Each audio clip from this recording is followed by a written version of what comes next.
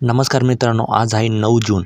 9 जूनच्या सकाळच्या सुपरफास्ट बातम्या आपण बघणार आहोत. त्यापूर्वी तुम्ही जर चॅनलवर नवीन असाल तर सबस्क्राईब करा आणि व्हिडिओला एक लाईक जरूर करा. सकाळी PMOतून नव्या मंत्र्यांना फोन, सायंकाळी 7:15ला शपथ. नरेंद्र मोदी आज घेणार तिसऱ्यांदा पंतप्रधानपदाची शपथ. काँग्रेसच्या संसदीय पक्षनेतेपदी सोनिया, कार्यकारिणीच्या बैठकीत एकमताने निवड. राहुल यांना विरोधी पक्षनेतेपदासाठी गळ, काँग्रेस कार्यकारिणीच्या बैठकीत विनंती, लवकरच निर्णय घेणार राहुल गांधी. श्रीकांतला मंत्रिपदाची लालसा नाही, मेरिटनुसारच निर्णय, आमदार खासदारांच्या मागणीवरून मुख्यमंत्र्यांनी केले स्पष्ट.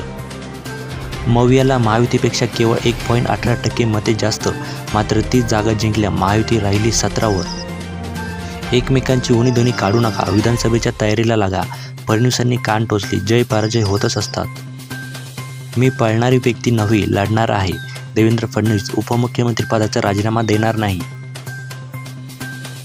5 मतदारसंघात डॉक्टर सावराज सरस, पालघर लोकसभा मतदारसंघात विरोधी पक्षांना महायुतीचा इशारा.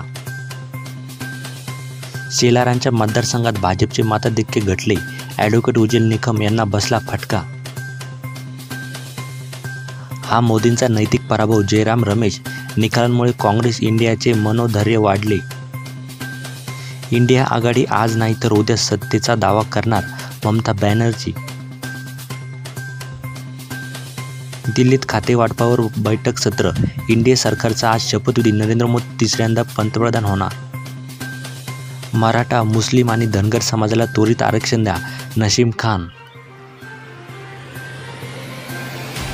अंतरवाली सराटी येथे मनोज जरांगे पाटील यांचे उपोषण सुरू. मुंबई, ठाणे, पालघरमध्ये मुसळधार, सिंधुदुर्ग, रत्नागिरी अतिवृष्टी, मान्सून 48 तासात मुंबई पुणे व्यापणार. नितीश कुमारांना इंडियाकडून होती पंतप्रधानपदाची ऑफर, शपथविधी तोंडावर, जयदून नेत्यांचा मोठा दावा. तंत्रज्ञान क्रांतीमुळे दिव्यांगांचे जीवन सुलभ होईल, राज्यपाल रमेश बैस.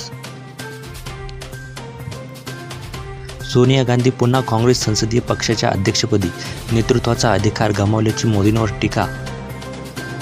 राज्यातील 15,000 शाळा बंद होण्याच्या मार्गावर, त्या सर्व शाळा CBSE मंडळाच्या करण्याची मागणी, जिल्हाधिकाऱ्यांच्या माध्यमातून मुख्यमंत्र्यांना निवेदन. तुफान मुकाबला, बलाढ्य भारताचा सामना खचलेल्या पाकिस्तानविरुद्ध.